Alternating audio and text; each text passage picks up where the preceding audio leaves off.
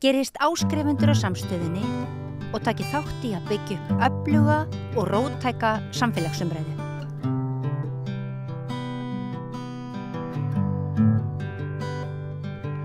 Komið sæl og blessuð, það nokkuð liðið síðan ég bauð ykkur síðast upp á óþekktan þingmann. Við höfum núna síðustu mánuði verið að reyna að kynna nýtt fólk á Alþingi. Þetta nú á 4. tug af nýjum þingmönnum sem þar að finna. Síðan í þingkosningunum 30. nóvember síðastliðnum og höldum áfram uppteknum hætti í dag áður en ég segi ykkur hver verður óþekktur þingmaður þessara viku. Þá ætla ég bara svona að minna ykkur á það að við erum ekki að leitast eftir því að grilla þingmenn eða við erum ekki að horfa á þessi viðtöl sem fréttaspjöll. Við erum frekar svona að reyna að kynnast manneskjunni á bakvið þingmennina vegna þess að við áttum okkur á því að það eru allir í ákveðnum hlutverkum. Við getum jafnvel kallað það leikrit þegar kemur að tjáningu í til dæmis ræðustóli Alþingis og við erum ju öll með okkar varnir og brynjur svona dagstælega þegar við komum í viðtöl og þurfum að standa fyrir málu okkar en hér keppið að menn láti grímuna falla. Það ekki eftir neina að bíða. Þetta þingmaður Viðreisnar, ekkert allt of þekktur, ég hugsa sum ykkar þyrsti í að fá að kynnast honum betur. Hann heitir Eiríkur Björn Björgvinsson, vertu blessaður. Komdu blessaður, Eiríkur Björn. Komdu sæll. Takk fyrir að bjóða mér. Já, það var gaman að fá þig. Takk fyrir að koma. Hvernig hefur þetta svona farið í ykkur þingmenn að eiga þess kost á því að koma hér að rauða borðinu og segja allt að létta persónulegt líf ykkar? Ég held að það sé bara gott tækifæri fyrir okkur og einstakt tækifæri vegna þess að við fáum auðvitað ekkert mörg svona tækifæri að sem fólk fara að kynnast okkur. Svona okkar persónulega hlið. Man fá alltaf kannski að sjá bara hliðina sem að annarkot birtist í þingsal eða í sjónvarpi eða í fjölmiðlum. Já. Og þannig að ég bara takk kærlega fyrir að bjóða mér og fá þetta tækifæri til þess að fólk fá aðeins svona innsýn í það hver ég er. Já, ég held til dæmis næst þegar ég geng að kjörborðinu.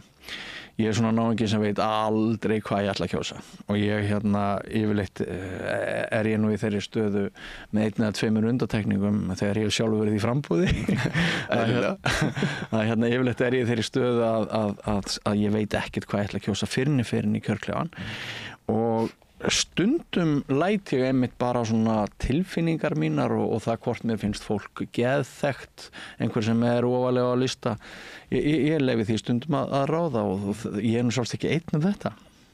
Þetta getur bara verið nokkuð algengt, sérstaklega í sveitastjórnum, myndi ég halda. Já. Og þar liggur minn bakgrunnur. Þetta kannski ekki eins algengt í þingkosningum, það kannski menn meira svona að fara í einhverja blokkir eða flokka eða auðvitað málefnin, ekki gleyma þeim. Já. En þetta auðvitað öðruvísi í sveitastjórnarmálunum, það sem að skilin á milli flokka eru kannski ekki alveg eins skýr eins og þegar við erum að tala á Alþingi. Þannig að ég heyri þetta mjög oft þegar fólk að kjósa til sveitastjórna og ég hef alveg verið í þeirri stöðu sjálfur því að ég hef ekkert alltaf verið pólitískur og ekkert alltaf verið í flokki. Þannig að það ofta ráðast líka bara því hvað persónum ég treysti best til þess að fara fyrir mína hönd. Já. Það sem ég horfa á núna þegar ég horfa á þig, þú ert borgaralegur, dannaður, þú ert væntanlega frekar vel upp alinn, maður myndi svona frekar giska á að vera skipulaður og agaður, þetta allt saman rétt? Ég meja. Þú meja? Hvað eru þær að segja? Hvernig meja? Já, við fáum það skýringar að við séum mitt svona reglufastar og snirtilegar, sem eru alveg svona, hvað maður segja, eðalmeyjur. Ertu rútínukall?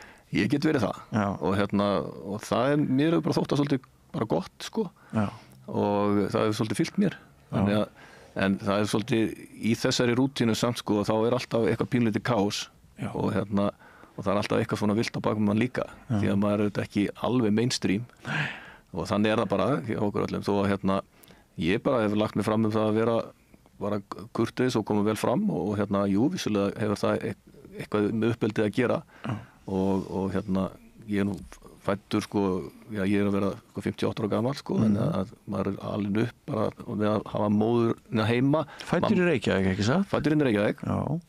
Ólst upp hérna á Háleitsbrautinni, ekkert langt hérna frá og ég bara bjóð þar í fyrstu 20 ár ævinnar og og alveg upp eins og margir á þessari kynslu að mamma var heima þegar við vorum ungi strákarnir og pappi var á fullút á vinnumarkaði þannig að jú, ég vil meina það að þetta sé hluta af uppbyldunni svona hvernig maður kemur fram og ég hef þetta reynt að miðla þessu til minna svona, ég á 3 syni og passa upp á það að þeir komi vel fram mér þetta hjóður ferðin inn á þetta svið sko að mamma sagði eitthvað tíma við okkur bræðurna, við erum 3 bræðurna líka sko að komið vel fram út í bæ vegna þess að þið vitið ekki sko hver það sem að þekkir ykkur þar þannig að það gæti verið eitthvað sko úr fjölskyldunni eitthvað sem að myndi þekkja til okkar að passa ykkur að koma vel fram svo að hún fengi ekki að heyra hversu ódannaðir syninni væru já við eitthvað leiti bara fyllt því það náttúrulega auðlegð í góðu orðspori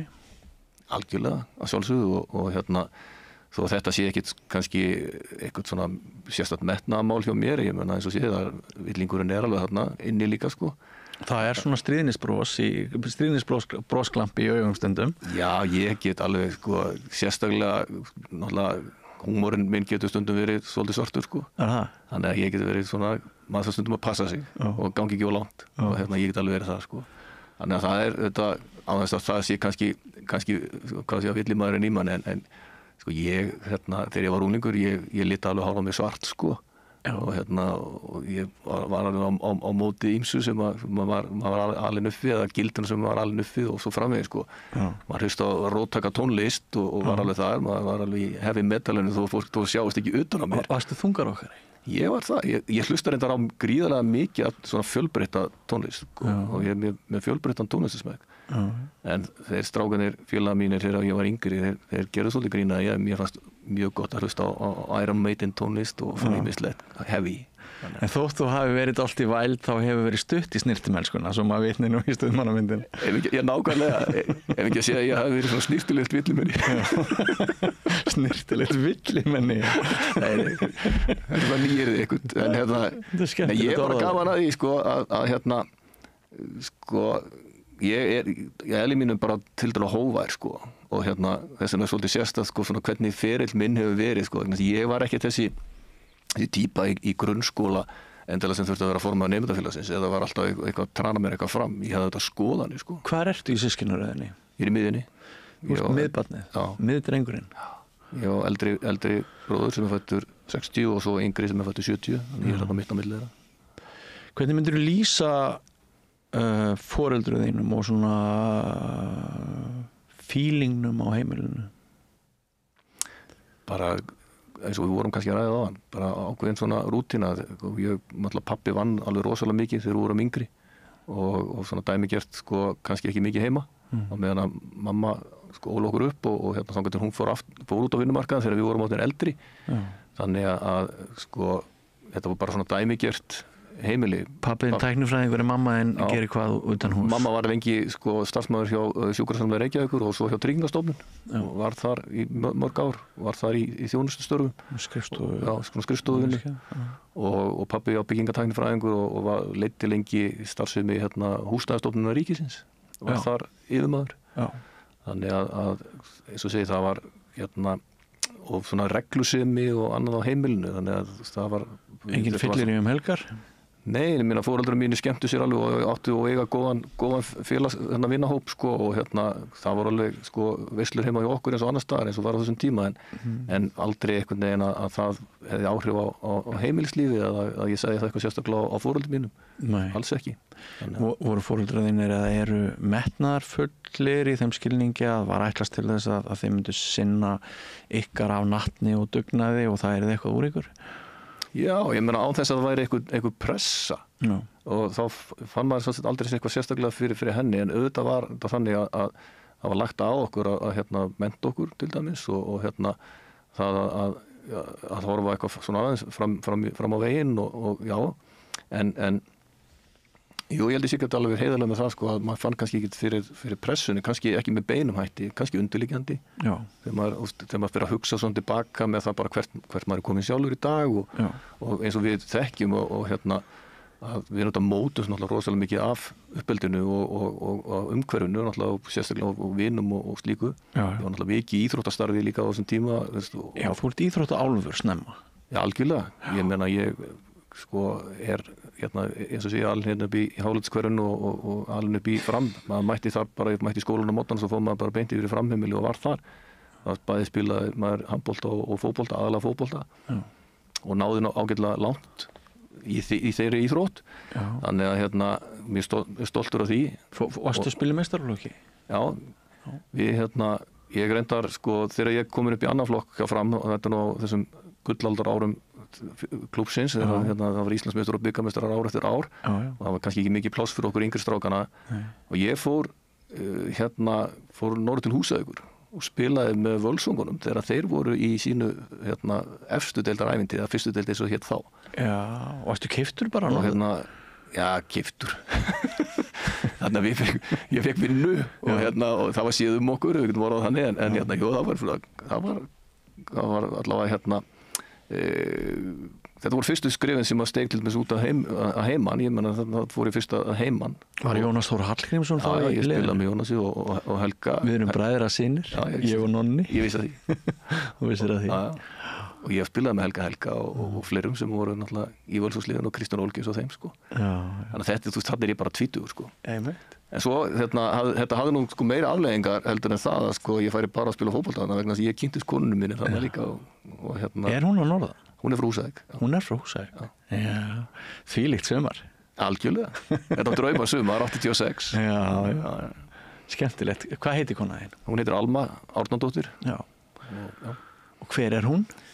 Já, hún í dag starfandi sem markþjálfi og lærði grafíska hönnun og starfar svolítið við grafíkina heima en sko hugur hennar allur núna í markþjálfunni og hún búin að mennta sig gríðarlega mikið þar og að bæði að kenna og að taka fólk og sinna fyrirtækjum á því sviði. Hún hefur sagt þér að síkreta það að þú þér þingmaður og það hefur gengið eftir hjá henni. Ég fengi, sko, að því vorum að tala þrýsting frá foreldrum.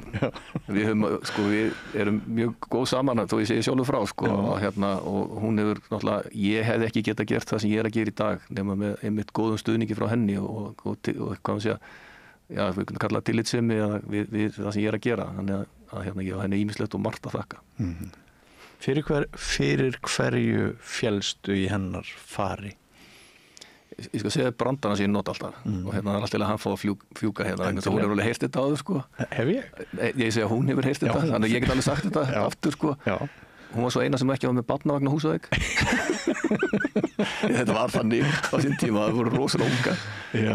Nei, bara í hennar farið. Það var svo kúlt. Þetta bara small strax þegar við sáum fyrst sko þá sá ég bara að þetta var mjög áhugaverð ung stúlka. Hverju voru aðstæðunar? Var þetta á balli eða?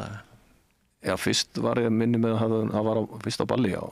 Og í tengslu það, jú, og meiri sé að sko, svo var hann að vinna í bókaauðslun Þórarins Stefánssonar, var þar og þar laði maður komið sínar nokkru sinnum til þess að fá. Varst þú mikið áhuga maður að kaupa bókum? Hinum á þessum bókum? Það var ekki þetta sporturauðslun í Kjallarann. Já, alveg rétt. Þannig að ég þurfti stundum að mæta þangað. Og svo bara mjög fljótlega þá eins og sem byrjum að vera saman og kynntust þetta náði í kringum það sko. Þannig að þetta var bara glæsileg ung stúlka sem að ég kolféll fyrir sko. Og var hún til í að fylgja þér suður? Algjörlega. Og það var reynda þannig að sko þetta sumar sem ég kem að hún reynda nýbúin að missa pappa sinn þarna þegar við kynnumst og svo það var ekki sko hvort það var fyrsta haustið og þá fyrir við suður og hún fyrir Fjölbraut í Breiðholti og svo sem hefur ekki mikið farið aftur norður síðan. Nei. Þannig að við svona byrjuðum fyrir sunnan að búa heima hjá mamma og pappa svona þetta hefðbundna og svo fer ég í nám út í Þýskalands og við höfum bara farið saman í gegnum lífið. Já, og hún hefur verið til í að fylgja þér bæði austur og norður og þú hefur gegnt trúnaðarstöðum á fleiri en einu stað út á landi og unnið hér á höfuðborgarsvæðinu hjá fleiri en einu sveitarfélagi. Já, þetta svona, veit ég hvað maður að kalla það tilviljun sko, en ég er menntaður íþróttakennari og fer þá leiðina og svo ákveði að fara í hérna framhaldsnám í íþróttum til Kölnar í Þýskalandi og einhvern veginn var svona metnaðurinn stóðsvolítið til þess að fara að vinna sko í stjórnsýslu. Þú segir framhaldsnám í íþróttum og tala stjórnsýslu. Getur þú svona skýrt aðeins betur fyrir mér hvað þú sást fyrir þér? Sko ég sá alltaf fyrir mér að annarkot, mér langaði til þess að fara einhvers konar þjálfun, ekkert endilega í kennslu, það var ekkert sem að heillaði mig og svo þá einhvers konar svona rekstur og einhvers konar stjórnun í íþróttarhreyfingunni og eða í tengslu við það. Og því þetta þróast eiginlega þaðan að ég fyrir að vinna fyrir sveitafélögin. Því að hérna þegar ég kem heim eftir námið mitt úti 94 með smá reyndar krók, ég fór fyrst í Bandaríkjanna og ætlaði mér að fara hérna að vinna þar en enda nú með að koma heim. Skottið á milli lappana? Nei, ekki beint, en þetta er samt skemmtilega orðað hjá þér vegna þess að hérna, ég var komið með stöðu við háskóla í Bandaríkjunum, svona að vera sko, svona aðstofa þjálfari við hérna svona fótboltalið þar og svo átti að gera við mig með samningin og þeir voru búin að fá mig út, ég var búin að vera að vinna við sumari, bara í svona summer camp, eða svona sumar, hérna, hvað heitir þetta, svona sumarþjálfun og þá hérna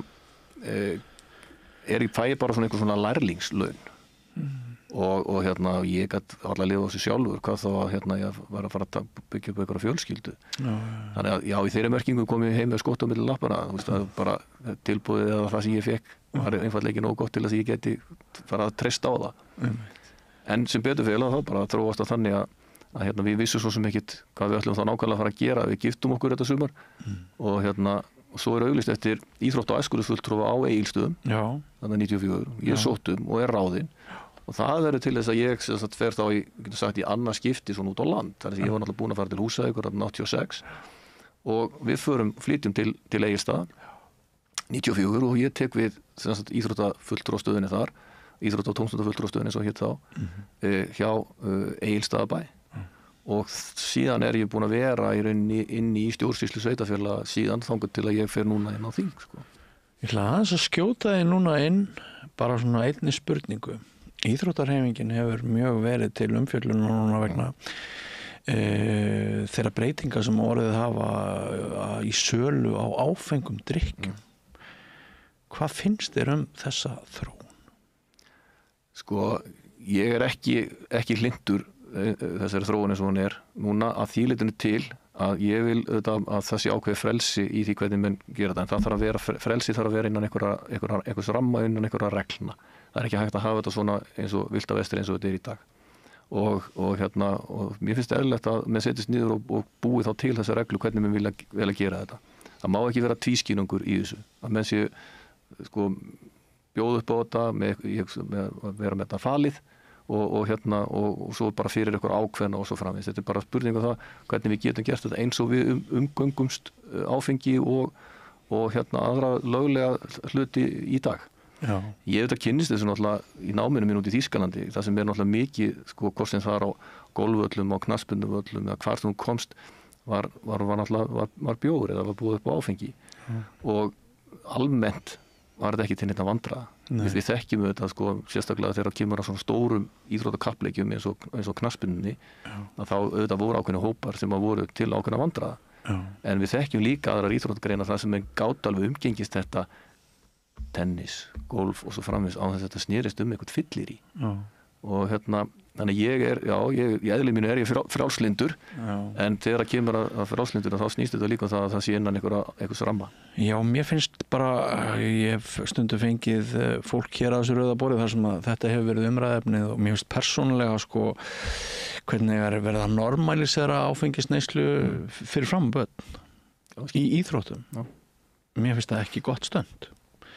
Og sko það borið við rekstrarvanda íþróttafélagana þau þurfa þess að tekjur þarna finnst mér að við þurfum aðeins að staldra við sko. Tek alveg með þér, þetta hefur þetta kost og galla og sérstaklega þetta þegar menn eru sko, í talangin tvískýrungin í þessu líka sko. Það þarf maður að fara þetta onni þetta vegna þess að við vitum að áfengi hefur neikvæðar afleiðingar en við vitum líka að það fullt af fólki sem getur umgengist þetta á þess að sé til vandræða eða sé vandamál Já, en það er bara að horfa á börnin, sko. Nei, ég átta mig á því. Já. En við lítum það líka að við umgöngumst börn, hvort sem það er heima annar staðar og þetta er meira frjálslynd í dag, til dæmis við erum með börn á veitingastöðum þar sem við erum umgangast áfengi. Þannig að ég segi bara einfallega þetta á þess að ég sé eitthvað, þú veist, að mæla sem eins og vonandi skilum mig, sko, ekki beint bót, heldur bara að við verðum að horfa til þess að þetta er í okkur umhverfi og við þurfum umgangast það sem slíkt. Já. Ég var sjálfur í fótboltanum. Ég spilaði leiki á Austurlandi með HS.B og maður sá aldrei nokkurn mann á árundapöllum drekka áfengi. Hins vegar fengum menn sér eftir leik og ekki síst bara í bílnum og leiðinni tilbaka, hvað sem maður að fara austur eða hvernig það er. En ég man samt alveg, sko, þessa tilfinningu að þarna tókust á 2 öfl og þér þótti vænt íþróttaaflið í þér, en þú varst með hálfgert óbragð í munni að vera að blanda áfenginu við það og við íþróttirnar. Bara svo ég lýsi minni eigin upplifun og ég held að það hefur verið upplifun margra og ég held að í ákveðnum skilningi verði þetta alltaf, þurfi þetta og eigi þetta alltaf að vera ákveðnar andstæður, en það eru alls konar efni í, eða sem sagt áfengið það mun hafa neikvæð áhrif á árangur þinn sem íþróttamanns. Sigurbjörn Árni Arngrímsson lýsti því hér daginn að það er ekkert vit í því að drekka áfengi þegar þú ert íþróttamann, sko. Nei, og það er það sem ég er að taka undir að þetta þarf að vera með þeim hætti að menn séu meðvitaður um hvað þeir eru að láta inn fyrir sína varir. Já. Ég umgengst þetta kannski eins og annað bara í hófi og hefur ekki verið til vandræði hjá mér, svo ég tala bara persónulega, minn persónulega reynslu. Já. Og ég hef bara reynt að miðla því þannig til minna barna og þannig að menn vera bara horfa á þessa hluti líka þannig að þetta getur haft neikvæð áhrif og vera meðvitaður um það og ekki bara á sig sjálfa heldur á umhverju sitt líka. Og meðan maður er meðvitaður um það og svo gerir sig grein fyrir því að þú getur ekki, sko, hagaði hvernig sem er, við hvern sem er og hvar sem er, að þá þurfum menn bara að hafa það í huga þegar menn eru, hvort sem það er þetta eða annað, sko. Já. Þú veist ekki byrjaður á þingi í fyrrasumar þegar Jódís Skúladóttir, fyrrverandi þingmaður, kom hér að þessu rauðaborði og hún var líka að ræða áfengis ómenningu þingmanna og hvernig menn verið að fá sér og fara síðan í ræðustól og henni fannst það ekki smart og það var heilmikil umræða þetta og þá fór fólk að tala hvernig það var hjá Reykjavíkurborg og ég fekk röð af gestum sem lýstu því að sumpart það væri þetta væri kannski bara menning sem að við gætum endurskoða líka með þau opinbera veislur á vegum hins opinbera þessar litlu móttökur eftir ráðstefnur og allt það. En Ég til dæmis haft það prinsip að talandi sko þingmenn og áfengi. Ég hef alltaf haft það prinsip að þegar ég er í vinnunni, eins og auðvitað var oft náttúrulega sem ég lendi í boðum eða einhverjum kóktelboðum þegar ég var í bæjarstjórastarfinu. Að ég neytti aldrei áfengis. Nei, auðvitað ekki. Mér fannst það bara ekki viðeigandi. Svo ertu bara með bílinn í bílageymslunni, eða ekki? Fyrir utan það. En þá, þú veist, þetta var bara prinsip hjá mér. Að ég væri ekkit, og ég var ekkit samt að fetta fingur út og þá aðri gerðu þetta. Varstu minnihluta? Minnihluta í hópnum þess að ég var að tjá mig þetta, eða? Nei, varstu í minnihluta þeirra sem höfðu þetta prinsip? Ég kannaði það ekkit sérstaklega, sko. Nei. Þetta er bara prinsip sem ég hafði sjálfur og mér fannst bara óviðeigandi og að ég væri eitthvað, þú veist, ef maður færi kannski yfir mörkin eða þekkti þau ekki að gera þetta í hófi, þá bara betra að sleppa því bara og þá hljómar þetta svolítið svo ég treysti ekki sjálfum mér en auðvitað var bara þannig að ég þarf ekkert á þess að halda. Ég nota áfengi bara eins og sé í hófi og mér finnst það bara allt í lagi. En þarna sett ég bara mína línur það hvernig ég vildi hafa þetta og til það hafa bara verið farsalt fyrir mig. Þetta gæti að verið erfið svo ég gerum grína þessu líka, sko, þegar hún fékkst þessa fullu aðalar að spjalla við, sko, þá hugsaði maður kannski hefði bara átt að fá mig líka. En það var þá allavega skárra allavega daginn eftir að maður var þá allavega með, sko, hausinn var allavega, sko, skýr og allt það, þannig þegar maður lendi í rökræðum við þann sem maður búin að fara aðeins yfir strikið. Já, það er aldrei gaman, sko, þegar maður er með eitthvað á öxlinni sem öskrar í eyrið á þér og það er svona alltaf reglulega sem að munnvatnið úr þeim rennur niður kinnin á þér. Það er upplifað ýmislegt í þessu og mjög gáfulegt, sko, og sumt meira segja mjög særandi. Því að Ég hef alveg lent í því í bæjarstjórastarfinu að mér hefur verið náttúrulega verið ógnað og mér hefur verið hótað. Já. Og það hefur iðulega verið þá fólk sem hefur ekki getað stjórna sjálfu sér og þá undir áhrifum. Hittur enda gerst líka. Það hefur ekki undir áhrifum en skilurðu þannig að þá hættir maður líka að sækja þessa staði allavega ákveðnum tímum eitthvað svona því að þegar þú sé ekki þekkt persóna þá í ákveðnum samfélögum, ég meina menn vissu hver ég var á Akureyri og svo fram við margir, að þá vildu menn oft fá að spjalla við bæjarstjórann kannski ef maður mætti einhvers staðar. En þá var þetta ekkert ákjósanlegt hvorki fyrir þann sem vildi fá að spjalla við mann eða fyrir mig að vera í þessari stöð að viðkomandi kannski sá eftir því sem hann sagði þegar hann var komið heim til sín Þú nefnir hótanir, voru þetta alvarlegar hótanir eða voru þetta mál sem tilkynnti til lögreglu eða? Sum voru alvarleg, já. Sum voru þetta ekki beint tilkynnt til lögreglu, maður lét vita að eitthvað hefði gerst, þannig að menn voru þá meðvitaður það. Og ég var alltaf bara í mínu störfum alltaf í mjög góðum samskiptum við lögreglu og ekki síst bara mitt samstarfsfólk þetta náttúrulega kom fyrir bæjarfulltrúa líka að með fengu eitthvað svona þannig að því miður að þá getur þetta bara gerst og fylgir, ég sé nú ekki að fylgir starfinu, kannski gróft að segja það en þetta getur gerst En var þetta þá bara orðalegt, ofbeldi, það hefur aldrei ráðist á þig líkamlega? Jú? Já, það hefur reynda gerst Okay. Hver voru aðstæðurnar þá?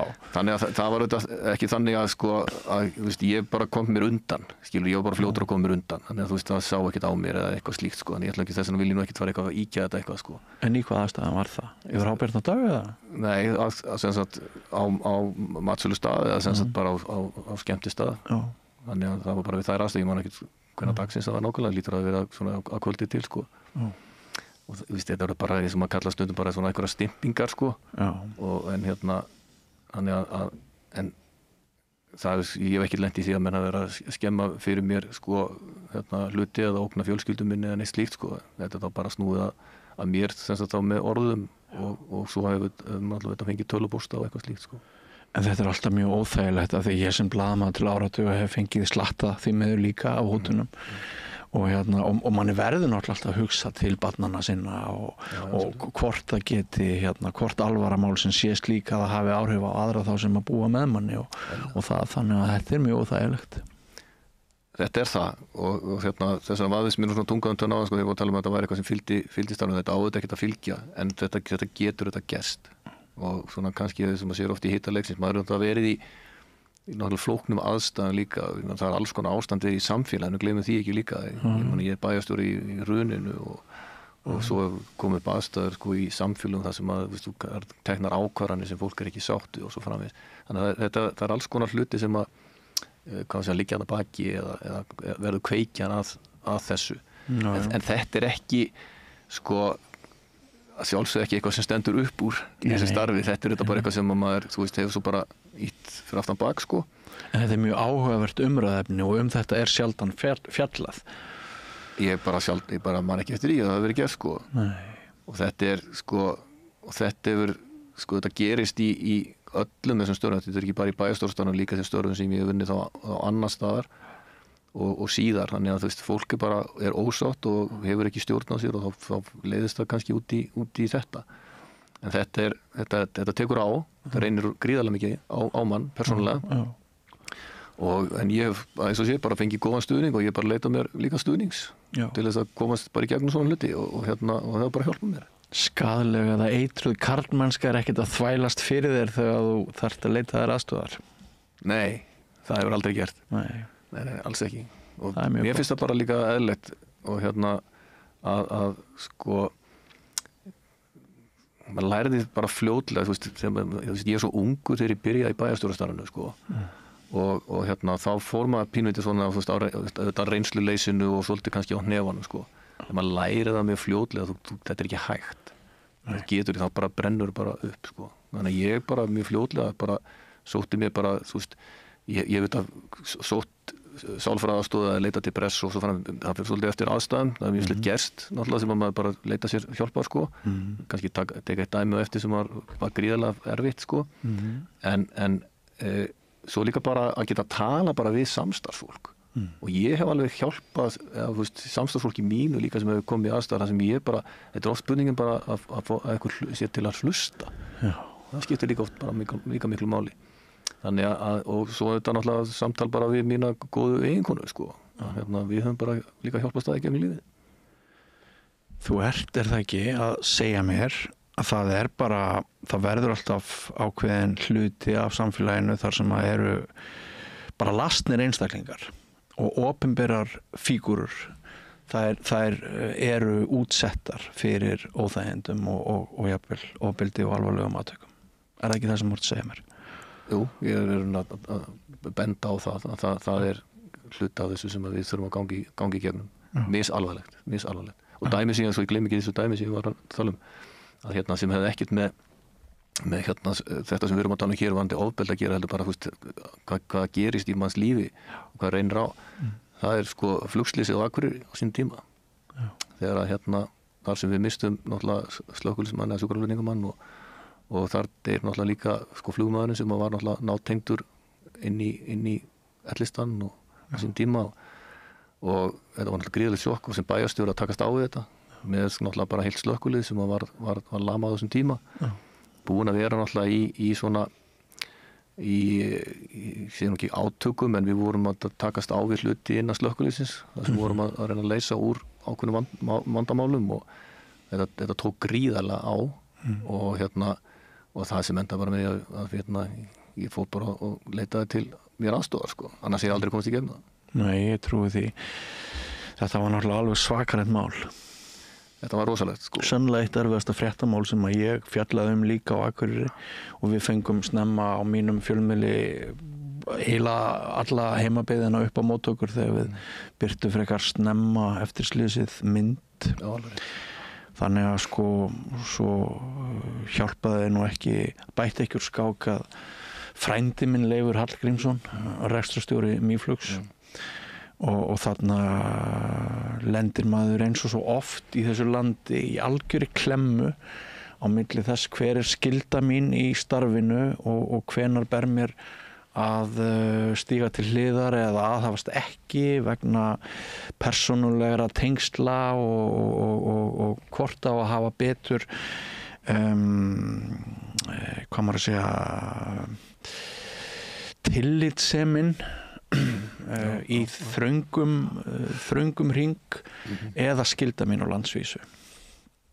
Þetta kannski ekki eina dæmi þar sem að Nei, og þetta sem þú ert að lýsa þarna náttúrulega það sem að menn standa frammi fyrir þegar maður er að taka ákvarðanir. Þú getur þurft að taka ákvarðanir og mér bara hefur engan tíma og þarft að taka þær og þá tekur það bara á þeim forsendum eða hvað sé að byggja á þeim forsendum sem þú hefur og maður er ekki alltaf að taka réttu ákvarðanirnar en maður þarf að taka ákvarðanir og svo stendur maður og fellur með þeim og svo fær maður þá kannski tækifæri til þess að leiðrétta það einhvern veginn síðar en ég samt verið þá lánsamur að oftast tekið réttar ákvarðanir, þannig að ég hef ekki þetta sjá eftir mörgu ákvarðanir sem ég hef tekið en samt þetta að fara í gegnum svona atburð, sérstaklega þú hefur ekki reynsluna að þá spila maður þetta svolítið að fingur fram en þá er rosalega gott að hafa góða í kringum sig en bara svo maður tala ekki þennan atburð bara á þennan erfiða hátt sko að það var ómetanlegt því ég stattur í Reykjavík þegar þetta gerist og ég skil ekkert í því þegar ég opnaði á mig símann sko, ég sem er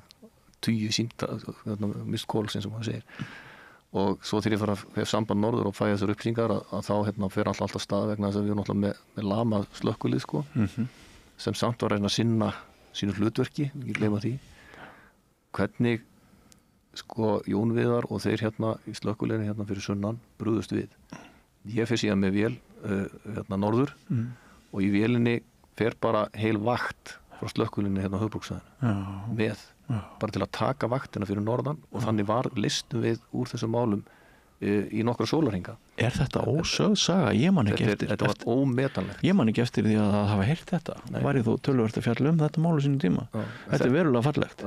Svona var það bara. Og það var bara tekinu síminn og haft samband og svo þeir bara eins og maður segir, redduðu þessu og það var ekki vandamál. Það voru fleiri heldur en færri sem voru tilbúin til að koma og hjálpa og tóku vaktirnar því við gátum auðvitað ekki verið með ómannaða sjúkraflutninga eða slökkvilið.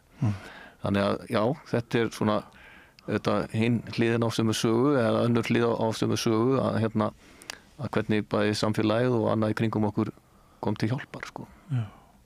Það eru einhverjir hér sem að hlusta á okkur eða eru að horfa á okkur og þeir tengja ekki við málið. Efnisatriðin voru sem sagt þau að í sjúkraflugi á leiðinni heim til Akureyrar eftir að hafa skilað sjúklingi á Landspítalanum þá keppni, bílaklúbburinn með keppni og flugmaðurinn tekur það örlagaríku ákvörðun að fara út af hefðbundinni flugleið og ætlar að vera í návíi við fólkið sem þarna á þessum bíla, var þetta kvartmíla eða eitthvað? Já, var þetta í tengslu við bíladag? Já, ég man ekki hvort það voru bíladag, en þetta allavega á svæði þeirra sem stunda akstursíþróttir og fer sennilega of hratt í einhverja beygju eða bara of lágt á lofti og bara lendir niður. Það var rosalegt augnablik líka þegar Stöð 2 sýndi okkur myndskeiðið. Hvernig leið þér þá? Þetta svona, einhvern veginn tekur maður þetta svona mál og einhvern veginn setur það líka svolítið fyrir aftan sig. Þegar fyrir að ræða þetta þá koma upp minningarna sko, sem að náttúrulega rosalega erfiðar og ég finna bara núna, ég að tala þetta við sko, að maður þurfti hjálpa á þessum tíma og maður kannski aldrei búin að klára það sko.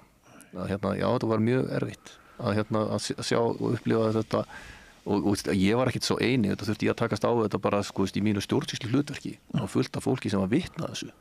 Ég var það ekki sko, en sá þetta svo á myndunum síðar sko. Allt samfélag var bara eins og opið sár. Já, og svo náttúrulega bara þessir sko, bara frábæra einstaklingar sem þarna við mistum sko, sem var alveg gríðarlega sorglegt. Hvað varstu búin að vera lengi bæjarstjóri á Akureyri svona sirka þegar þessi viðburður verður? Já, nú man ég það ekki. Nei, en þú ert svona komin með þú ert komin með nægilega mikla stjórnarreynslu til þess að svona púlla þetta og... Já, og ég var náttúrulega búin að vera bæjarstjóri fyrir austan líka áður, þú veist, í 8 ár og þetta sjálfsagt. Já, þannig getur náttúrulega bara fundið út hvað ár þetta sko. Ég tek við 2010 og til 18. 10 til 18, já. Þetta á því bili sko. Einmitt. Já. Þetta mjög áhugavert umræðefni og ég mjög þakklátur þér að vera til í að rabba þetta mál með mér, bæði áfengisómenninguna og þennan harmleik. Þetta skiptir allt saman miklu máli og en svo við förum aðeins kannski yfir í aðra sálma skulum við segja. Þú náttúrulega þekkir það að sú saga loðir við Akureyringa og það sé nú ekkert grín að komast inn í þetta samfélag. Og ég einn þeirra nýbúa sem ég bjó 25 ára á Akureyri án þess að hafa fæðst þar. Hafði reyndar forskota þegar ég var þar í menntaskóla en mér fannst alltaf sjálfum að ég færi ekki alla leiðin. Þetta gekk ágætlega en mér fannst ég ekki fara alla leiðin. Þín upplifun eftir þinn góða tíma á Akureyri að þú hafir komist alla leiðin alveg inn í kjarna bæjarsálarinnar eða varstu alltaf svona aðeins úti? Þetta mjög góð spurning sko. Því ég hef sko sem ekki velt þessu neitt rosalega mikið fyrir mér. En þetta fekk maður oft þessa spurningu. Og ég svaraði henni alltaf þannig sko, að ég hefði tiltölu auðvelt með þetta. En þetta var líka spurning um það hvað maður er tilbúin til að gefa sjálfum sér. Og þannig að ég var mjög fljótur að kynnast og ég þekkti marga í kringum íþróttirnar sko, á Akureyri. Ég var að vinna mér náið með pólitíkinni, kynntist mjög mikið af starfsfólki bæjarins og komst þannig mjög tiltölu auðveldlega inn í samfélagi.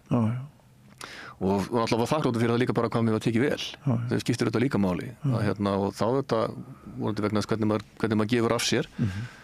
Þannig að sko mínir svona dýpstu og sterkustu vinir eru margir frá þessum tíma og ég ennþá góðum samskiptum við. Og þó ég mína sko æskufélaga hérna sunnan sko þá eru þetta öðruvísi sko vinir og kunningar sem ég á fyrir norðan. En hvort maður komst einhvern veginn alla leið sko elsti sonurinn hann er fæddur á Akureyri, fæddist 97 á Akureyri og hann talar alltaf sig sem Akureyring ég tala aldrei mig sem Akureyring þannig að þó ég hafa búin að vera hann í mörg ár og við gerðum oft grína því með strákin sko að því að hann sko 5 ára þegar við flytjum aftur austur þannig að þegar ég tek við bæjarstjórastarfinu þar semst eftir að hafa verið íþróttafulltrúi á Akureyri og ég kom með þessu nú einhverja tímalínu og alltaf þegar komum mér á Akureyri þá sagði hann alltaf í bílnum manni velkomin heim og ég sagði ég sprautaði eitthvað ég þess að krakka þetta á fjórðungsúkrósinu þannig að þeir verði Akureyringar en ég ekki Akureyringur eins og hann en ég er mjög stoltur að því að fengi þetta tækifæri og bara rosalega ánæður að búið þar vegna þess að það gaf mér rosalega mikið bæði eins og sé góðan vinskap við mjög marga mér fannst gott að búa á Akureyri þetta er mjög gott samfélag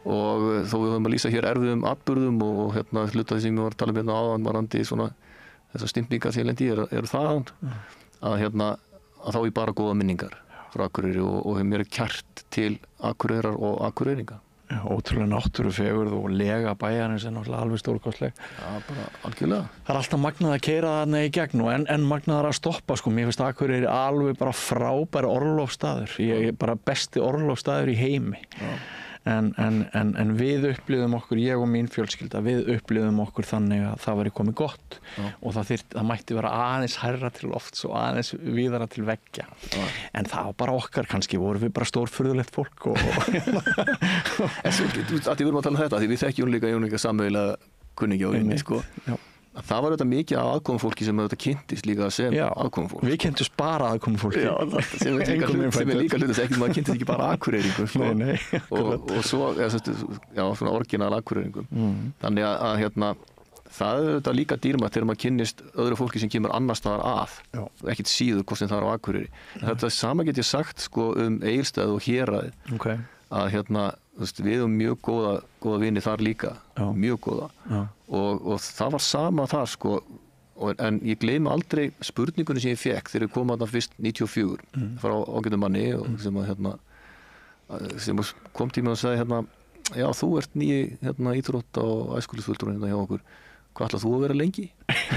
og ég bara, hvað var spurninga þetta? En ég komin hingað, ég ætla bara að vera hér en ég var farin eftir 2 ár þannig að það er svolítið munurinn líka við varandi Egilsstað þetta er svona ákveðin stoppustöð og þarna kemstu þess að í þá einhverja reynslu í störfum og svo framvegis þannig að það gerist og þetta gerist auðvitað líka á Akureyri að menn fá tækifæri til þess að fara í einhver störf og fara svo enda svo kannski eitthvað annar stað Já, þetta er áhverð, þú segja kannski að það er smá varnarstaða hjá þeim sem að einmitt Þannig mér verður alltaf að hugsa til þessara spurninga sem ég fekk þarna að þú veist, hvað ætlar að vera lengi aftur á móti, sko, eftir þessu 2 ár þá fórum við inn á Akureyri þar sem ég tók við íþróttafulltrúastöðina á Akureyri á sínum tíma svo fyrir ég aftur austur þegar ég tek við bæjarstjórastarfinu og ég mani hitti þennan einstakling þá sko og sagði hann fyrirgefðu ég bara skrappi burtu ég komin aftur en vissi svo sem að því að þá ertu komin í þannig starf að þú veist alveg ekkert nema bara mestarlega 4 ár í einu sko og þannig hefur sko mitt líf svolítið verið síðan ég byrjaði í bæjarstjórastarfinu 2002 það er alltaf bara í ykkur svona periódum sko þú veist svona 4 ára periódum sko þannig og því vorum að ræða fyrir samtalið það að ég hefi komið við meðan út á landi og þessu líka fyrir sunnan. Það er það sem gerir ferilinn sumpart svolítið ólíkan öðrum ferlum þegar maður rennir yfir ykkur alþingismenn á vefnum sko, fyrir störf, Já, það er ég hef reynstu víðar utan á landi, hérna á höfuðborgarsvæðinu, verið þetta mest í stjórnsýslunni hjá sveitarfélögunum í ólíkum störfum samt og og hjá ólíkum sveitarfélögum, ég verið hjá 2 sveitarfélögum fyrir sunnan, ég var til flytjum suður og þá fyrir að vinna fyrir Garðabæ og þar í 3 ár og fer svo til Reykjavíkurborgar en sko tengist því að reyna bara að fá takast á við sko svona frábær verkefni og ég sóttist eftir því að komast í þessi verkefni, ekki það að mér langaði eitthvað að fara að skipta sveitarfélag, ég var eitthvað óanæður í starfinu sem ég var í, heldur sko ég líka, þetta er svona kannski ég veit ekki hvað það kalla þetta nýjungagírnin eða svona ævintýragírnin í þessu líka ég er rosa spenntur fyrir að fá að prófa að takast á við þetta, takast á við hitt og það var líka ástæðan fyrir ég er núna komin á þing sko er að mér fannst þetta svona ákveð ævintýri finnst mér líka að fá að prófa þetta og þó ég segi oft í gríni að ástæðan fyrir því að ég sóttist eftir að komast inn á þing var það að ég var búin að glíma sko, bæði við þingmenn og stjórnarráðið í þessi 16 ár sem bæjarstjóri og rúmlega það að mér langar bara að fara að heyra með borð og aðtöku, ég get ekki breytt einhver og ég er bara búin að vera 6 mánuði núna en ég er ekki búin að kannski breyta miklu. Nei. En maður skildi ætla að þegar kemur að samtali ríkisins og sveitarfélaga þá búir þú vel að þinni reynslu og þú getur síðan sjónarmið beggja. Ég tel það, já. Og ég hef heilmikla reynslu í þessu samskiptum. Kemur samt óvart að ég spurði náttúrulega mjög mikið að því hvernig er að vera einn á þingi að ég hafði þetta ákveðna ímynd af þinginu og vinnubröðum þar og það sem varandi þau samskipti sem ég hafði átt við þingi að þá er þetta ekki alveg eins og ég hafði ímyndað mér. Nei. Þessa dagana finnst mér mjög fyndið þegar þið þingmenn eruð í ykkar þingræðum að tala hið háa alþingi og það sem við, íslenska þjóðin sem kaus ykkur, sjáum er bara einhver barnaskapur, kaos, rugl, anti-vinnu siðferði, eitthvað sem að maður myndi sko losa sig við á hvaða vinnustað sem væri, bara henda út eitruðu eplunum 1, 2, 3, en þið getið það ekki. Nei. Það er bara fyrst. Þetta er bara, ég er bara sammála. Nei, þetta er auðvitað svolítið sérstök menning og þú veist, og upplifana sko í rauninni pínlítið á eigin skinni þar sem að vera inni og vera hluta af þessu, það er mjög sérstakt. Þetta er botlaus frekja hunda sem eru vanir að ráða. Þetta eru þín orð. Ertu sammálaði? Nei, þú veist, við lendi ekki allir í þessari stöðu líka, þú veist, að þegar þú hefur haft einhver áhrif, einhver völd, sko, og missir þau, þá er það ekki endilega botlaus frekja, skilur, en þú veist, þannig að þýlitunum til tek ég ekki undir með. Finnst þér þau auðmjúk þegar þau eru að tjá sig? Ég skil alveg hvað það fara og ég veit alveg hvað þú ert að leiða mig líka, sko. Nú kemur það hóvarandi á mér, sko. Að sko, það eru náttúrulega gríðarlega miklar breytingar og það er erfitt að sætta sig við það þegar þú ert ekki sáttur og þá brýst það út í einhverju svona eins og fólk upplifir þetta og hvort sem mun upplifa það sem frekju eða annað en þá er það allavega þannig að já, þú ert að sækjast eftir því að komast til áhrifa og þegar þú missir áhrifin þá er þetta spurning hvernig þú bregst við sem persóna við slíku sem er einfaldlega bara sína ákveðna auðmýkt og segja það er bara annar að taka við og meðan aðrir eru þá bara stattir þar að þeir bara sorgarferlið er lengra og ég held að sumir séu bara ekki, er það ekki bara ágætis orðalag, þú veist bara að sumir eru bara í lengri sorgarferli heldur en aðrir. Þetta er diplomatískt og snjallt orðalag hjá þér, þetta er góð líking, ég hugsa að enginn geti hengt þig fyrir þessa líkingu, en ég myndi sjálfur bara sem leikmaður og fjölmiðlamaður út í bæ líka vara við því að þið í meirihlutanum sýnið meðvirkni eða ómikla linkind gagnvart þessari framkomu, þau hafa bara eitt atriði á stefnuskráni, þau ætla að bylta ykkur, þau ætla að velta ykkur, þau ætla að koma sjálf til valda og þau eru ekkert endilega að tala fyrir mjög góðum málstað í þessu veiðigjaldamáli. Við vitum það að hér hefur orðið gríðarlega auðsöfnun á skömmum tíma vegna kerfi sem er mjög umdeilt og við vitum það alveg, ég ætla ekki að fara að flytja ræðinu sem að þú átt að vera að ræða mikilvægi þess að leiðrétta þessi veiðigjöld. Þannig að sko það er líka hættulegt að bregðast ekki bara við af fullri hörku því að kannski er minnihlutin sem við erum með núna, þetta er náttúrulega algjörlega einstætt ástand finnst mér sem er búin að fjalla pólitík í sko áratugi að þetta er svo sko þetta er einhvern veginn málþófinu er beitt með öðrum hætti heldur en maður hefur alla jafna séð og það er sko ef það hefði ekki lekið út þetta sem Davíð sagði þegar 2009-13 sjálfstæðismenn voru í minnihluta taktíkina að það væri sko djöflast í öllu þá getur maður kannski séð þetta í öðru ljósi en ég sé ekki ástæðu til þess að sjá það en einu öðru ljósi en bara botlausri frekju valda fíkn og þetta er bara fólk sem er vant að ráða og það er ekki góð hugmynd að halda áfram að ráða. Nei, en varðandi að þú nefnir bæði sko varðandi meðvirknina að þá auðvitað er það ekki gott og það á alls ekki að vera eitthvað meðvirkni í þessu sko.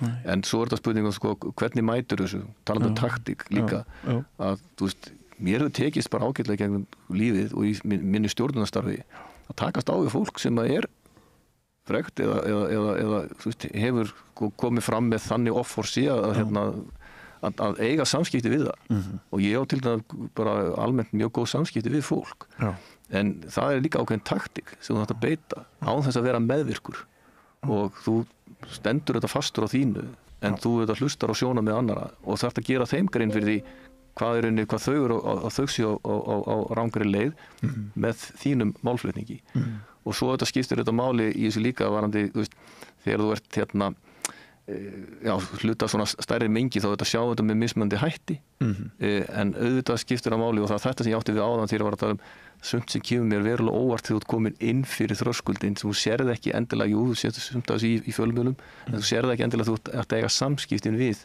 þingið eða þingnefndir og vegna þess að sko, ég var búin að heyra þetta sögurnar af því að fólk sem rifist eins og hundur og kettir sko, inn í þingsal sætu svo saman í kaffi á eftir fallast í faðma bara leður kominu mynd ég upplifði þetta alveg líka sko.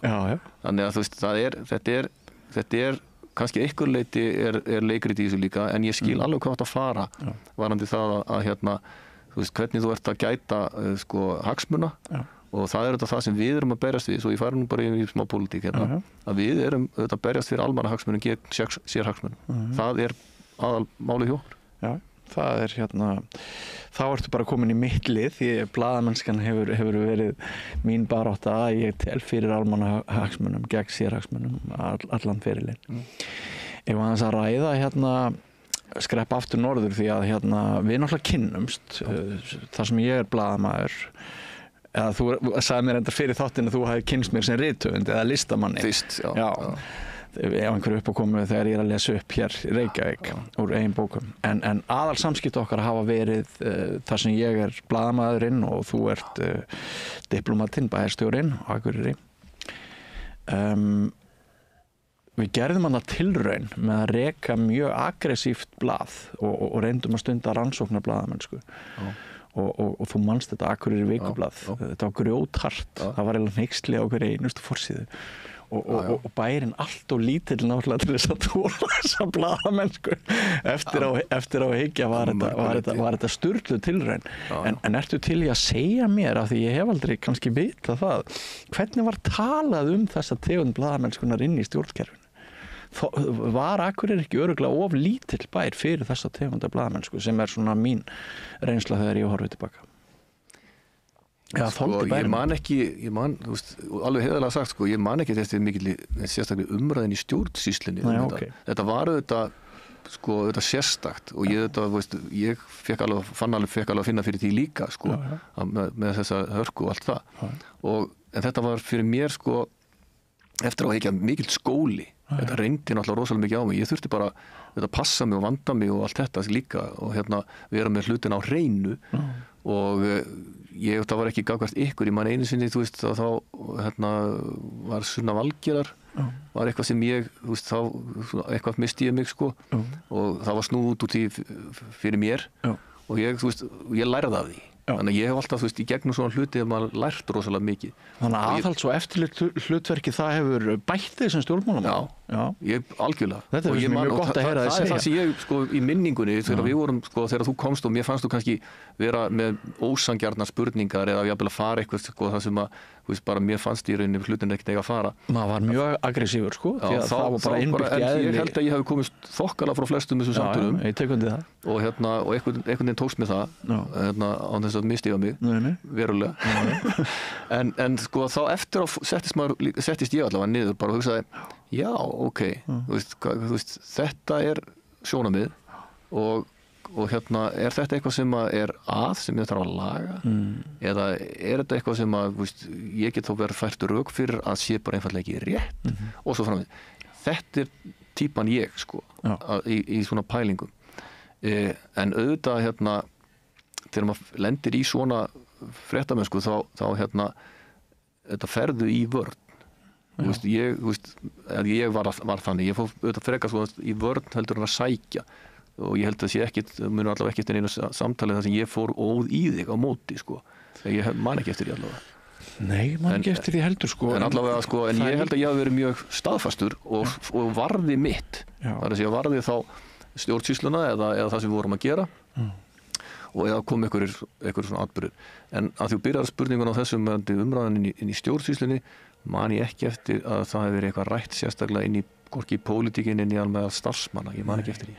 En ég líka skil sko fólk, hvort sem það er embættismenn eða aðrir sem að eiga erfitt með að skilja aðgangsharða blaðamenn sko, ekki síst í héraði, vegna þess að sko ég hef náttúrulega ekki formlegt umboð sem blaðamaður til þess að rekja gagninar úr þér eða sækja þér. Ég er ekki lögreglubúningi, það er ekki formleg yfirheyrsla, ég hef ekkert umboð til þess að yfirheyra eða kanna og ég hef oft sagt það að fjölmiðlalæsi og skilningur almennings á fjölmiðlum, bara heilt hlutverki fjölmiðla á Íslandi er ekki hérna á góðum stað sko. Þetta læsi er veikt og kannski ætti ég, þegar mér verður hugsað til okkar tíma saman, auðvitað tekna rimmur eins og þú segir, en ég held að við höfum báðir komið standandi frá þeim viðuregnum, að ég geti líka litið þannig á að Akureyringar hefðu verið alveg sérstaklega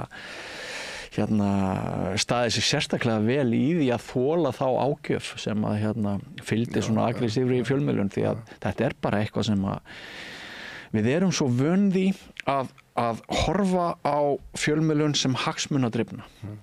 Annarkot persónulega, skítlegt eðli í Bjössa, hann er að hamast í mér af því að hann er með horn í síðu minni, en ekki vegna þess að ég er bæjarstjóri, skilurðu, eða þá að hann er að ganga erinda einhverja hagsmuna, og þetta verður náttúrulega alltaf ákveðin vandi í svona fámennu, einsleitu samfélagi, þar sem að hinn svokallaði fámennis vandi er við hvert fótmál ekki satt.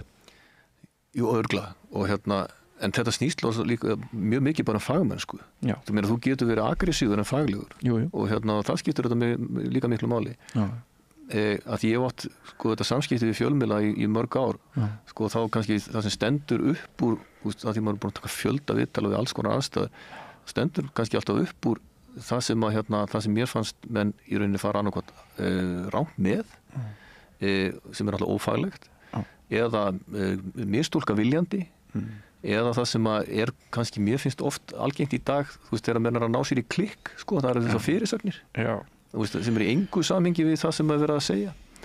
Og ég á svoleiðis, sko, frekar miklu fyrir eitthvað svoleiðis einhverja minningar af því sem að, sko, á þennan neikvæða hátt, ekki það að maður hafi tekist á eitthvað og fundi það að maður væri, sko, býtu, er ég að gera eitthvað vitleysi eða átti ég að gera eitthvað öðruvísi, heldur einfallega að hitta þetta með að menn eru beinlínis að stinga því í baki.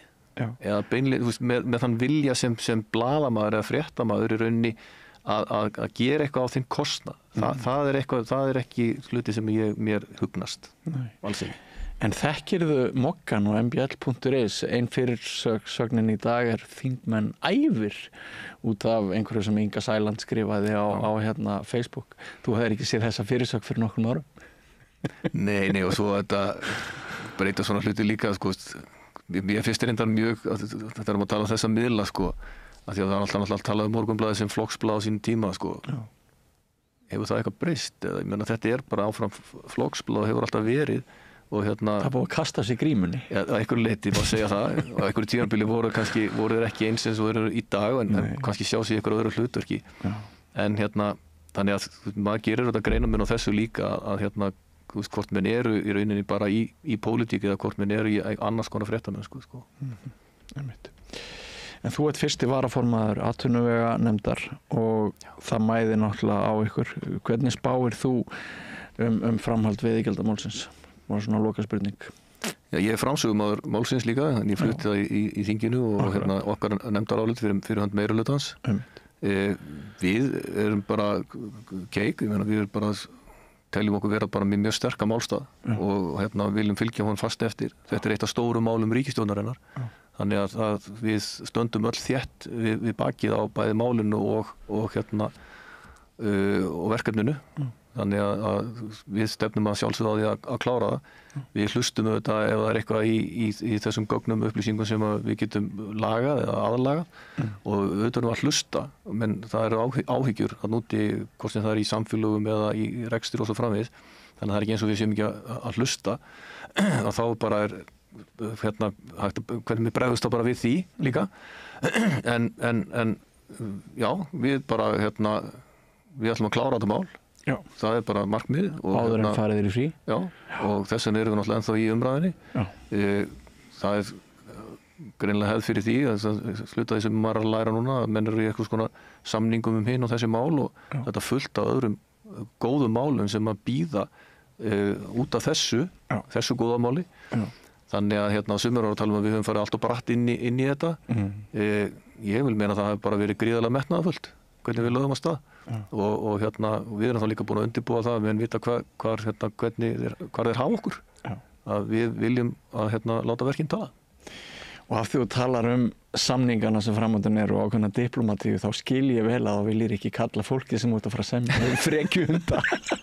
Ég skil það mjög vel. Það gera, en það er gott í öllum og ég bara sé hlutina þannig og þannig að ég bara kýsa bara ganga þannig í gegnum lífið og hvort sem það eru andstæðingar manns í pólitík eða í einhverstaðar annar staðar að þá ég treysti því og trúi því allavega að fólk vilji líka vel þó að detti í það að beita einhverjum aðferðum sem ég myndi ekki beita.